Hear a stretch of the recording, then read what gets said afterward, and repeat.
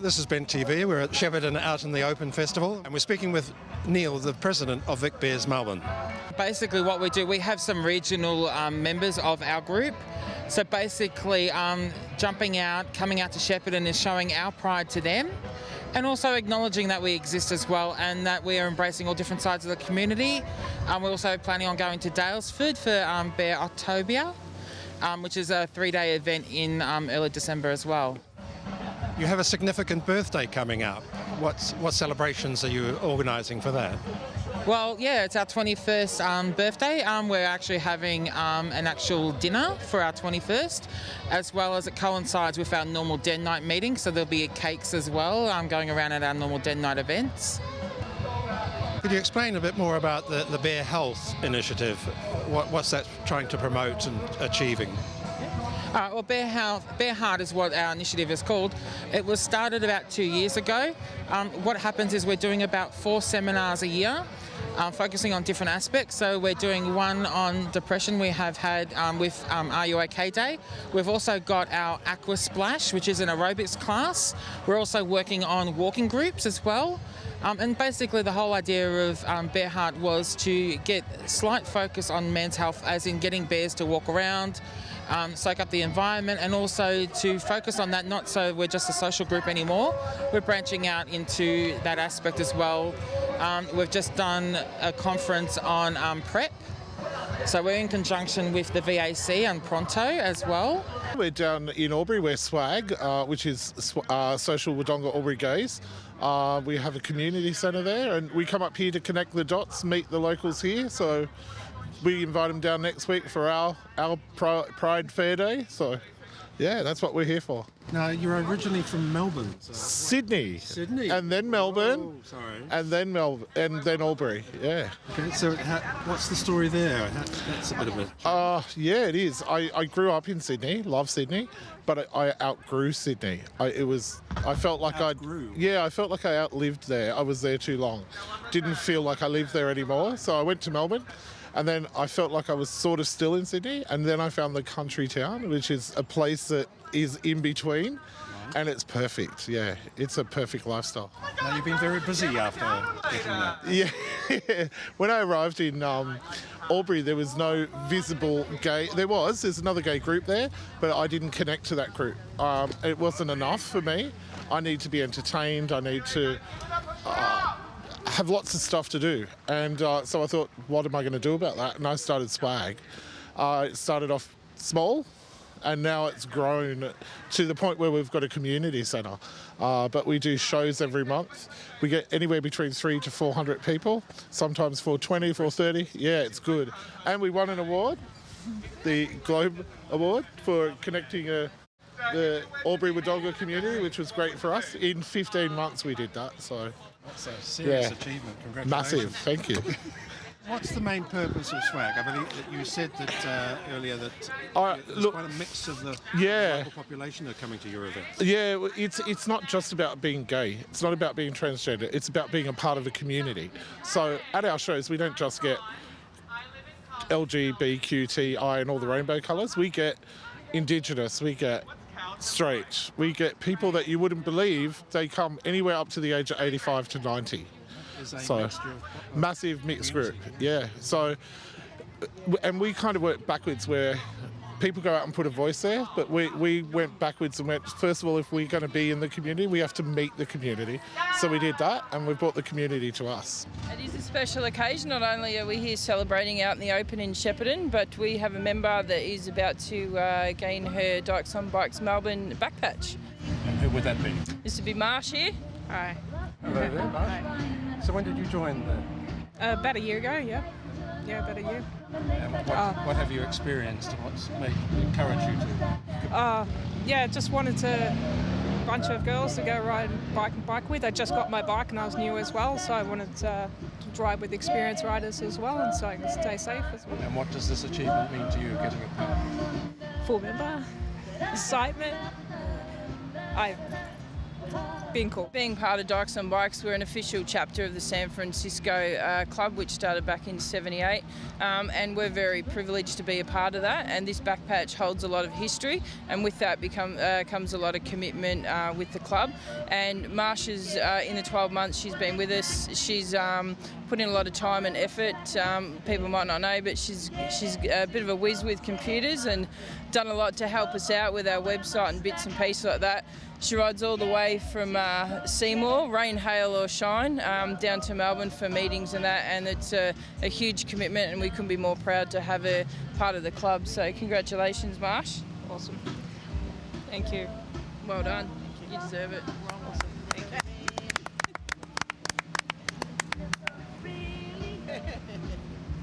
We're at the Out in the Open Festival in Shepparton. What is a GLOW? A GLOW is an LGBTI liaison officer.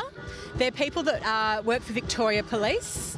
They might be people, so members that wear uniforms, they might be the PSOs that you see at the train stations, or they might be members of the public service, so some of the people that work behind the scenes in the offices. And they're basically members of Victoria Police who have a little bit more knowledge and information about the LGBTI community, and so can be a go-to person for community members or other people within the organisation to ask questions around community issues, to report matters to, and to engage with community. Can you give us some examples of how a GLOW can actually assist our community? Yeah.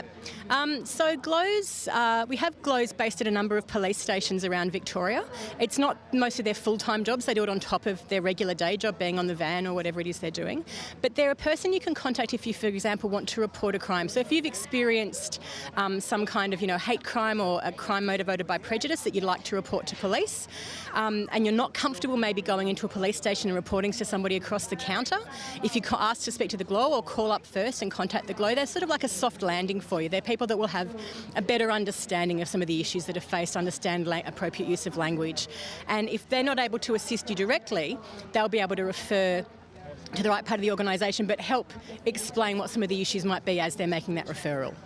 Now, within our community, of course, we have different people with different levels of experience and being open. Yeah. What are the different ways that they could make contact, if they're a bit nervous or anxious, or perhaps their situation is such that they're not ready to take that first big leap? What can they do? There's the GLOWs, as I said, based at the police stations, and we have a list that's published on the Victoria Police website that's updated. We try to do it every month to make sure that it's accurate. So that's got the names of all the members and their contact number. But if you're not comfortable going into that station or calling the person directly, there's also a general GLOW phone number and a general GLOW email. And they're answered by people that work in my office at police headquarters in the city. And we can then email back or call back and have a sort of a conversation and see what people need assistance with, and then help to do a soft referral to another part of the organisation to assist them that way. So you don't actually have to come into a station to talk to somebody.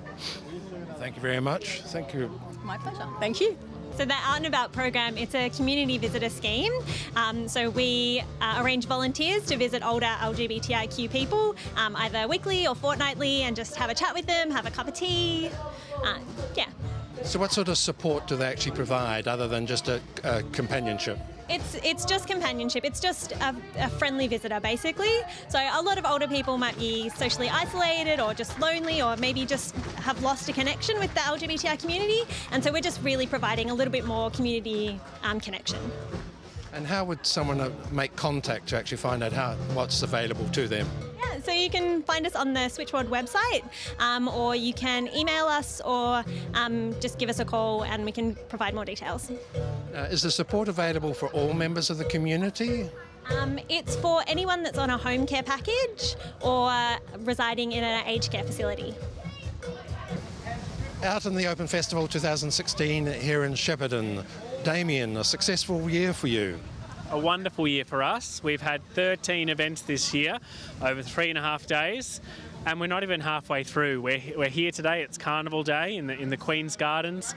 We've got over 60 stall holders, entertainers, food vendors, and family-friendly environment. You can see the pig pen, the pig pen behind me here, the petting zoo, and a jumping castle. So, as I said, 13 events. It's been a wonderful year for us, and we're having a great day here at Carnival Day.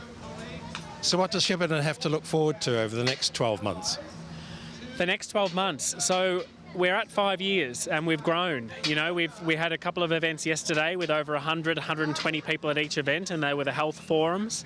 Our dinner and drag show last night with the Commissioner, Rowena Allen, and Kay Sarah, Cabaret Bazaar drag show. We had about 80 people at that as well. And the Glamour Party tonight, again, we've easily sold 80 tickets. So the numbers are expanding year after year, which is exciting. And so as we move into our 6th year and look at moving up to 10, you know, we're looking at expanding further. Sadly, I think having to move from this beautiful venue we are here, for example. You know, we're at the Queen's Gardens with gorgeous rose beds for those who haven't seen the place here, and lots of people and shade. You know, the council has another couple of venues, you know, down by the lake, which would be lovely, or out at the showgrounds, which is a big patch of grass. Lovely showgrounds, millions of dollars invested, but we really love this place. It's like home. You know, we're not fenced in, and we are out in the open, you know. We're at the Out in the Open Festival in Shepparton. We're here with Ash at the HIV Rapid Testing Tent. We're basically here at this festival testing, HIV testing mainly, rapid testing. So what sort of questions are you being asked as part of this process? Obviously, sort of rapid testing, it's just a 5-minute test, 10-minute test, you know, compared to others, or what? It's a 10-minute test, but the thing with this test is there is a 12-week window period. So if there has been a risk recently, and usually when we say risk, it's condomless anal intercourse, and if there was any within the last 12 weeks, then they will have to come back, cover that 12 weeks for a conclusive test. So the test kit basically relies on the 12-week window period, which is unlike the full blood test, the HIV serology test, which where the window period is only 6 weeks. So you get your test results faster, quicker, in 10 minutes, but you have to cover 12 weeks for a conclusive result. So potentially, if it is within that period, you'll actually have the test again to be absolutely sure. Absolutely, yep. But again, that later test could also be a rapid test. It can be a rapid test, yes. So that's one of the reasons why we usually encourage people to get tested once every 3 months so that they can keep track. We're at the Out in the Open Shepparton, and we're speaking with Emily at the switchboard tent. Emily, I believe you're the coordinator for the counselling service, is that correct? I am indeed. Would you like to tell us what the counselling service provide and how it is actually provided? Absolutely. So the switchboard counselling service is a telephone and web chat counselling service that's run by volunteers who identify as LGBTIQ. These volunteers can chat to people who identify as LGBTIQ, their friends, their family members, health services, basically anyone who would like to call, have a chat, if they have a question that they'd like answered. Our volunteers are staffing the phones and are there to actually have a chat about whatever the caller would like.